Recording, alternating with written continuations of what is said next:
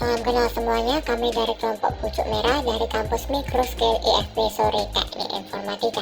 Kami hari ini akan mempresentasikan hasil tugas kelompok kami dalam bentuk video. Tujuan dari video ini adalah agar penonton mampu melakukan pengamanan yang bersifat teknis dalam menghadapi tantangan dunia digital.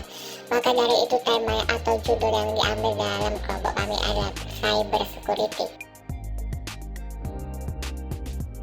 Halo semuanya, saya pembawa berita pada hari ini dan terlebih dahulu kita akan membahas tentang jenis-jenis cybercrime yang paling sering umum ditemukan. Jenis cybercrime yang pertama dan yang paling populer adalah phishing. Phishing adalah upaya untuk mencuri informasi dan data diri melalui email, nomor telepon, pesan teks, atau link palsu yang mengaku sebagai instansi pemerintah atau pihak terpercaya. Modus operasi phishing adalah dengan mengelabui target dengan tipuan-tipuan yang manipulatif sehingga target tidak mudah sadar bahwa data dirinya telah dicuri. Tujuannya adalah untuk mencuri data-data sensitif, menyalahgunakan identitas, hingga memeras uang. Yang kedua adalah cracking. Cracking adalah kejahatan yang meretas sistem komputer melalui sistem keamanan software atau komputer itu sendiri. Pelaku cracking biasanya memiliki niat untuk mencuri, memanipulasi, hingga menanam malware. Password, software, hingga network adalah target yang sering mengalami cracking. Hal ini dapat dihindari dengan membuat kombinasi kata sandi yang unik, mengunjungi situs yang sudah HTTPS, dan menghindari segala bentuk klik tautan atau iklan di internet. Yang ketiga adalah carding. Carding adalah jenis kejahatan siber yang menyerang data-data pribadi terkait kartu kredit Anda. Pelaku kemudian memanfaatkan data ini untuk melakukan transaksi atau pencairan saldo limit kartu ke rekening milik mereka. Ada dua jenis carding, yaitu card present dan card not present. Card present dapat terjadi di kasir atau tempat komersial, sedangkan not present memanfaatkan email phishing atau hacking untuk mendapatkan data-data si pemilik kredit. Dan yang terakhir adalah spoofing, hampir sama dengan phishing. Spoofing adalah upaya kejahatan dengan cara menyamar sebagai pihak-pihak berwajib, seperti bank atau pemerintah. Spoofing bertujuan untuk mencuri data-data pribadi. Namun, terkadang ada pula spoofing yang sampai mengirimkan malware berbahaya ke perangkat atau website Anda.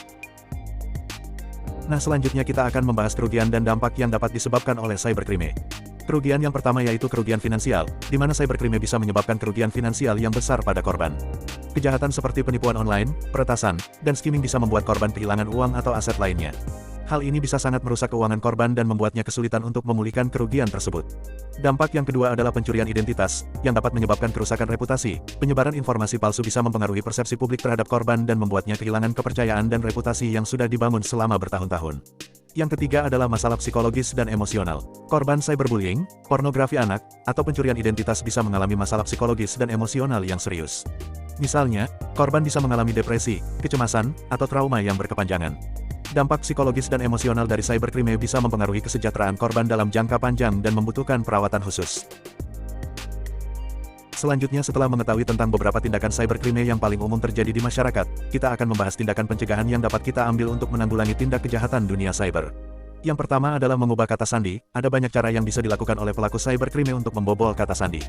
Oleh karena itu, pastikan Anda memiliki kata sandi yang kuat, mengubahnya secara teratur, dan tidak menggunakan kata sandi yang sama untuk akun yang berbeda. Jika Anda mendapatkan notifikasi ada percobaan masuk dari salah satu akun yang Anda miliki, maka Anda harus sesegera mungkin menolak akses masuk tersebut. Selanjutnya, Anda perlu mengubah kata sandi dari akun tersebut. Yang kedua adalah membuat cadangan data. Melakukan cadangan, atau backup, data merupakan hal yang harus dilakukan secara rutin. Pastikan untuk menyimpan salinan data tersebut di tempat yang aman, seperti drive eksternal dengan kapasitas yang memadai dan tidak terhubung dengan jaringan atau komputer lain.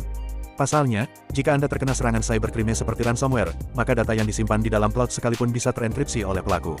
Maka dari itu, pastikan tempat menyimpan salinan data tersebut aman agar ketika terjadi serangan Anda tidak akan kehilangan data. Yang ketiga adalah memiliki antivirus. Antivirus merupakan program yang berguna untuk mendeteksi dan membersihkan sistem komputer dari berbagai ancaman cybercrime. Pastikan saja untuk menggunakan antivirus yang memiliki fitur yang lengkap seperti anti-malware, anti-ransomware, dan lain sebagainya. Ketika Anda merasakan ada yang aneh dengan komputer yang sedang dijalankan, maka sebaiknya Anda langsung membuka program antivirus tersebut dan mulai melakukan pengecekan. Jika dirasa ada cybercrime yang terjadi, biasanya program antivirus tersebut akan segera mengatasinya. Yang terakhir adalah melaporkan tindakan cybercrime ke pihak yang berwajib. Salah satu jenis cybercrime yang paling umum adalah phishing, di mana pelaku dengan mengirimkan sebuah tautan yang dapat mencuri berbagai data dan informasi yang penting. Biasanya, korban akan menerima email atau jenis pesan lainnya dari orang yang tidak dikenal tetapi terlihat familiar dan dapat dipercaya yang berisi tautan tersebut. Untuk mengatasi cybercrime yang satu ini, Anda dapat langsung melaporkan email serta tautan tersebut kepada berbagai pihak seperti penyedia layanan email. Selain itu, Anda juga dapat melaporkan kepada lembaga terkait yang namanya digunakan sebagai latar belakang phishing.